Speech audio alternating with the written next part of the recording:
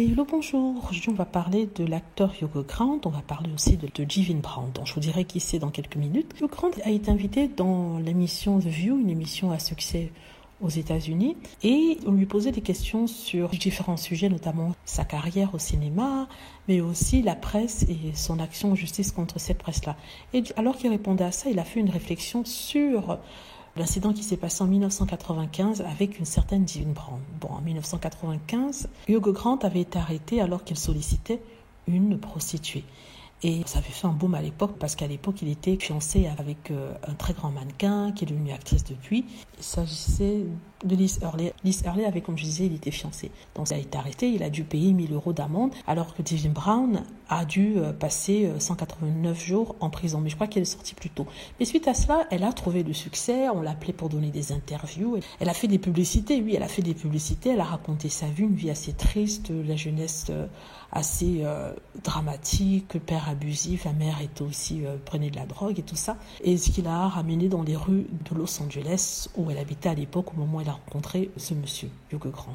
En même temps, elle se droguait, c'était pas la première fois qu'elle se prostituait. Donc, voilà, tout ça a changé sa vie, sa rencontre a changé sa vie et pour le meilleur. Ce qui a fait qu'elle a pu mettre ses enfants dans des écoles privées, elle s'est acheté un appartement à Atlanta, elle a gagné à peu près dans les 2 millions de dollars. Donc, suite à cette petite, on va dire, réponse qu'il a faite sur cet incident, les gens se sont demandé ce que devenait Divine Brown. Divine Brown, en fait, bien qu'elle ait gagné autant d'argent, ça ne s'est pas si bien terminé que ça, puisqu'elle est retombée dans la drogue. Elle a été vue récemment, on a entendu parler d'elle récemment, c'est-à-dire en novembre dernier, au moment où la police avait été appelée à son domicile après une altercation avec un jeune de 13 ans, je crois que c'était son petit-fils. Il faut rappeler que ça fait 27 ans que cette histoire avec Hugh Grant est passée. À l'époque, ses enfants étaient préadolescents. Donc, depuis, ils ont eu des enfants, dont la petite fille de 13 ans qui disait que sa grand-mère l'avait attrapée par le bras et l'avait jetée contre le mur. Quelque chose dans le genre. Et suite à ça, on l'avait arrêtée. On s'est rendu compte qu'elle était intoxiquée, c'est-à-dire qu'elle avait pris de l'alcool, elle utilisait de la drogue, elle était dans un état pas glorieux du tout. Je ne vais pas mettre les photos ici parce que ce serait vraiment du voyeurisme et j'aime pas trop ça. Elle n'est pas au meilleur de sa forme, donc je vous le dis, à vous d'imaginer à quoi elle peut ressembler. Donc, voilà. Elle n'est pas à la rue, ça c'est sûr.